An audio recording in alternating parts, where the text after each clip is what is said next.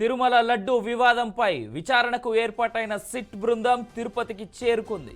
తిరుమల శ్రీవారి ప్రసాదం లడ్డూలో కల్తీ నెయ్యి వాడారని, జంతువుల కొవ్వు కలిసిందన్న ఆరోపణలపై సిట్ విచారణ జరపనుంది. ఈ మేరకు పద్మావతి అతిథి గృహంలో సిట్ బృందం భేటీ కానుంది. ఏపీ ప్రభుత్వం 9 మంది సభ్యులతో సిట్ ఏర్పాటు చేసింది. దేశవ్యాప్తంగా సంచలనం రేపిన ఈ వివాదంలో విచారణలో భాగంగా సిట్ అధికారులు ఎవరెవరిని ప్రశ్నించనున్నారు, ఎవరిపై కేసులు నమోదు చేస్తారనే అంశాలు సర్వత్రా ఆసక్తికరంగా మారాయి. విచారణ తీరుతెన్నులపై ఇప్పటికే డీజీపీతో చర్చించిన సిట్ విచారణ క్రమంలో తొలుత ఏఆర్ డైరీపై నమోదైన కేసుకు సంబంధించి విచారణ జరపనుంది.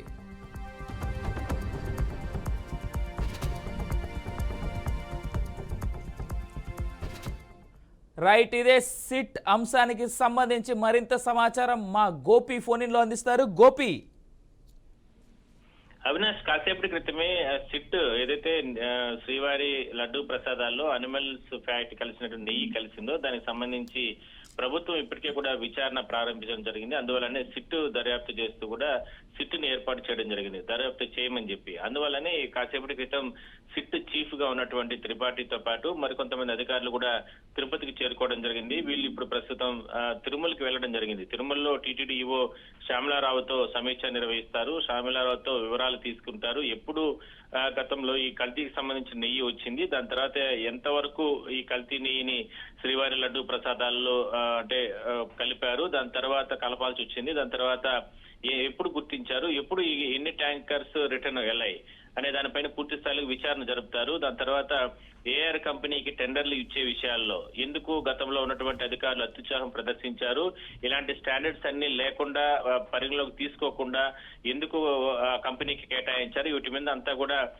ఎవరెవరు ఇందులో ఉన్నారనే దానిపైన పూర్తి స్థాయిలో విచారణ ప్రారంభిస్తారు. అందువల్లనే నేరుగా తిరుమలకి వెళ్లడం జరిగింది. తిరుమలలో సాంకేతికంగా టెక్నికల్ గా ఎవిడెన్స్ కలెక్ట్ చేయడంతో పాటు ప్రాథమికంగా ఆలయం లోపలికి వెళ్ళిన తర్వాత స్వామివారికి సంబంధించిన నైవేద్య ప్రసాదాలలో కూడా ఈ కల్తీ నెయ్యి అనేది జరిగింది కాబట్టి మరి ఆ నైవేద్య ప్రసాదాలు ఎక్కడ తయారు చేస్తారు, ఆ సమయంలో ఆ సిబ్బంది అక్కడ తయారు చేసే సిబ్బంది ఏమైనా సరే గుర్తించి అధికారులకు చెప్తే పట్టించుకోలేదా, లేదంటే లడ్డూ ప్రసాదాలకు సంబంధించినటువంటి అక్కడ కలిపే సమయంలో కూడా అక్కడ సిబ్బంది ఎవరైనా సరే గుర్తించి అధికారులకు చెప్పినప్పటికీ కూడా దాన్ని వాళ్ళు పరిలోకి తీసుకోలేదా, మరి ఎందుకు ఇంత పెద్ద ఎత్తున ఈ అవకతవకలు జరిగినప్పటికీ కూడా ఎందుకు దీన్ని పూర్తి స్థాయిలో కూడా గుర్తించలేకపోయారు, అసలు దోషులు ఎవరు అనే దాని మీదనే ప్రధానంగా సిట్ దర్యాప్తు అనేది కొనసాగే అవకాశం అయితే ఉంటుంది. అందువల్లనే ప్రాథమికంగా ఉన్నటువంటి ఎవిడెన్స్ అన్ని కూడా తీసుకొని దాని తర్వాత ఇప్పటికే టీటీడీకి సంబంధించి ఇలాంటి అక్రమాలు జరిగేటప్పుడు టీటీడీలో ఒక విధానం ఉంటుంది, విజిలెన్స్ అనేది ఉంటుంది. ఆ విజిలెన్స్ సిబ్బంది, విజిలెన్స్ అధికారులు ఇంత జరుగుతున్నప్పటికీ కూడా ఎందుకు గతంలో పట్టించుకోలేదు, ఆ సమయంలో ఎవరెవరు అధికారులు ఉన్నారు అనే దాని మీద కూడా పూర్తి స్థాయిలో విజిలెన్స్ రిపోర్ట్ కూడా తీసుకుంటారు. మొత్తం మీద అన్ని కోణాల్లో కూడా ఒక టీమ్స్ గా డివైడ్ అయ్యి ఈ కేసుని ముందుకు తీసుకెళ్లే అవకాశం అయితే ఉంటుంది. ఇప్పటికే టీటీడీకి సంబంధించిన మార్కెటింగ్ అధికారులు తిరుపతి ఈస్ట్ పోలీస్ స్టేషన్ లో కంప్లైంట్ పెట్టారు కాబట్టి ఏ సెక్షన్ల కింద పెట్టారు, ఇందులో ఎవరెవరు ప్రమేయం ఉంది అనే దాని మీద కూడా వాళ్ళ దగ్గర నుంచి కూడా పోలీసుల దగ్గర నుంచి కూడా వివరాలు సేకరిస్తారు. మొత్తం మీద అన్ని కోణాల్లో దర్యాప్తు ప్రారంభమవుతుంది. రేపు ఎల్లుండి 2 రోజుల పాటు కూడా తిరుమలలోనే ఉంటారు, ఇవాళ తిరుమలలోనే ఉంటారు. దాని తర్వాత కొన్ని ఆధారాలను సేకరించుకున్న తర్వాత పలు కోణాల్లో దర్యాప్తు చేస్తారు కాబట్టి వాళ్ళు ఇచ్చేటటువంటి స్టేట్మెంట్స్, వాళ్ళు ఇచ్చేటటువంటి ఎవిడెన్స్ దాని ప్రకారం ముందుకెళ్తారు. ఒకవైపు ఏదైతే ఈ లడ్డూ ప్రసాదాలు తయారు చేసేటువంటి పోర్టు కార్మికులతో కూడా విచారణ జరుపుతారు, వాళ్ళ దగ్గర నుంచి కూడా ఫీడ్బ్యాక్ తీసుకుంటారు. అట్లా అన్ని రకాలుగాను చర్యలు తీసుకున్న తర్వాతనే ఒక రిపోర్ట్ రెడీ చేసి ప్రభుత్వానికి ఇచ్చే అవకాశం అయితే ఉంటుంది. ఈ లోపు ఏదైతే ఏఆర్ కంపెనీకి సంబంధించి ఈ టెండర్లు ఎట్లా కేటాయించారు, మరి ఆ కంపెనీ ఇప్పటికే ఆరోపణలు చేస్తుంది, తాము తిరుమలకు పంపించేటప్పుడు నాణ్యమైన నెయ్యినే పంపించాము, మరి మార్గ మధ్యలో ఏదైనా సరే జరిగిందా, లేదంటే ఇక్కడ క్వాలిటీస్ అన్ని మేము మెయింటైన్ చేస్తాం, రకరకాల అనుమానాలన్నీ వాళ్ళు చెప్తున్నారు కాబట్టి అక్కడికి కూడా ఒక టీమ్స్ ని పంపించి అక్కడ కూడా వాళ్ళ స్టాండర్డ్స్ ఏంటి, అసలు వాళ్ళ కంపెనీ చరిత్ర ఏంటి, లేదంటే వాళ్ళ కంపెనీకి సంబంధించినటువంటి వ్యవహారాలు ఏంటి అనే దాని మీద పూర్తి స్థాయిలో కూడా దర్యాప్తు చేస్తారు. మొత్తం మీద ఈ టెండర్లు ఎప్పుడు టీటీడీకి వచ్చాయి, ఎందుకంటే గత 10 నెలల క్రితం ఈ టెండర్లు ఏఆర్ సంస్థ తీసుకోవడం జరిగింది. మరి ఆ 10 నెలలకు ముందు ఉన్న కంపెనీ ఏమి, ఆ కంపెనీలు బ్లాక్ లిస్ట్, ఆ కంపెనీ టెండర్లు రద్దు చేసి ఈ కంపెనీకి ఎందుకు కేటాయించారు, ఇందులో ఏదైనా సరే జరిగిందా, ఇట్లా అన్ని కోణాల్లో దర్యాప్తు చేసిన తర్వాతనే ఒక రిపోర్ట్ రెడీ చేసి ప్రభుత్వానికి ఇస్తారు. ఈ లోపు ప్రాథమికంగా అంటే నేరుగా ఇక్కడికి వచ్చి ఫీల్డ్ విజిట్ చేస్తే తప్ప వాళ్ళకు ఆఫీసర్స్ కాబట్టి, ఎందుకంటే ప్రభుత్వ కార్యాలయాల్లో లేదంటే ప్రభుత్వ వ్యవస్థలో ఎక్కడైనా సరే లోపాలు జరిగితే అక్కడ అంటే ఒక అవగాహన ఉంటుంది. కానీ తిరుమలలో ఇప్పటి వరకు కూడా సిట్టు దర్యాప్తు అనేది గతంలో ఎప్పుడు కూడా జరగలేదు కాబట్టి అందువల్లనే ఫీల్డ్ విజిట్ కోసం వాళ్ళు ఇప్పుడు తిరుమలకి రావడం జరిగింది. ఫీల్డ్ విజిట్ లో శ్రీవారి ఆలయంతో పాటు ఎక్కడెక్కడ ఈ నెయ్యికి సంబంధించి అంటే కలుపుతారు, భక్తులకు సంబంధించి ప్రసాదాలు కలుపుతారు, వాటన్నిటి కూడా ఆయా ప్రాంతాలంతా కూడా తిరిగి పూర్తి స్థాయిలో కూడా ఒక స్టడీ చేసుకున్న తర్వాత దీనిపైన దర్యాప్తు ప్రారంభిస్తారు. అవినాష్, గోపినాథ్, అదేవిధంగా ఇప్పుడు సిట్ ఉన్నటువంటి ఈ ఫాస్ట్ ఫేజ్ని గమనిస్తూ ఉంటే మనం, ఎందుకంటే చాలా యాక్టివ్గా వర్క్ చేస్తున్నట్టుగా ఈ సిట్ వేసిన కొద్ది రోజుల్లోనే వాళ్ళంతా రావడం, ఇవాళ తిరుమల గెస్ట్ హౌస్కి చేరుకోవడం, పోలీసుల దగ్గర ఉన్నటువంటి కంప్లైంట్ కావచ్చు, లేదంటే మీరు అన్నట్టుగా ఆ పోర్టుకు వెళ్ళి చూడడం ఒకటే కాకుండా సిట్ చేస్తున్నటువంటి ఈ ఫాస్ట్ ఫేజ్ ఆఫ్ యాక్షన్ని చూస్తుంటే తొందరలోనే అరెస్ట్ల పర్వం కూడా మొదలవుద్ది అని అనుకోవచ్చా? ఖచ్చితంగా. ఎందుకంటే ఇప్పుడు ప్రభుత్వం ఆల్రెడీ చెప్పింది అత్యంత త్వరగా దీన్ని తేలుస్తాం. ఎందుకంటే ఇప్పటికే ప్రతిపక్షాలన్నీ కూడా ప్రతిపక్షాలు అంటే గతంలో అధికారంలో ఉన్నటువంటి వైసీపీ ఇప్పటికే చెప్తుంది కాబట్టి, ఎందుకంటే జగన్మోహన్ రెడ్డి కానీ లేదంటే వాళ్ళకి సంబంధించినటువంటి వైసీపీ నేతలందరూ కూడా ఇప్పటికే ఆరోపిస్తున్నారు.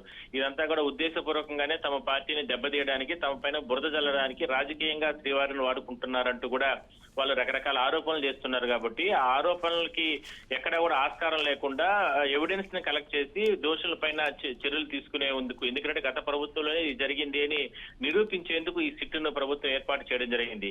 అందువల్లనే ఈ సిట్లు చాలా దూకుడుగా వెళ్తుంది. అందువల్లనే స్వామివారికి సంబంధించినటువంటి ఆలయంతో పాటు ఇవాళే స్వామివారికి సంబంధించినటువంటి లడ్డూ పోటూల్లో కావచ్చు, లేదంటే నైవేద్యాలు ప్రతిరోజు శ్రీవారికి సమర్పించేటువంటి నైవేద్య ప్రసాదాల వంటశాల, ఇవన్నీ కూడా పరిశీలన చేస్తారు. దాని తర్వాత భక్తులు తీసుకునేటటువంటి లడ్డూ కౌంటర్లు, లేదంటే ఈ లడ్డూలు తయారయ్యేటటువంటి ఎక్కడ ఉంటుందో పోర్టు కార్మికులకు సంబంధించి అక్కడ కూడా వెళ్ళి ఎట్లా లడ్డూలు తయారు చేస్తారు, ఎంతెంత ఏ మొత్తంలో ఇవి ఏదైతే ఈ నెయ్యిని కలుపుతారో ఆ నెయ్యి కలిపే సమయంలో చాలా ఆ స్మెల్, ఎందుకంటే కొన్ని సంవత్సరాల నుంచి కూడా పోర్టు కార్మికులు పనిచేస్తారు. ఇది కల్తీ నెయ్యి లేదంటే స్వచ్ఛమైన నెయ్యి అనేది వాళ్ళకి అవగాహన ఉంటుంది.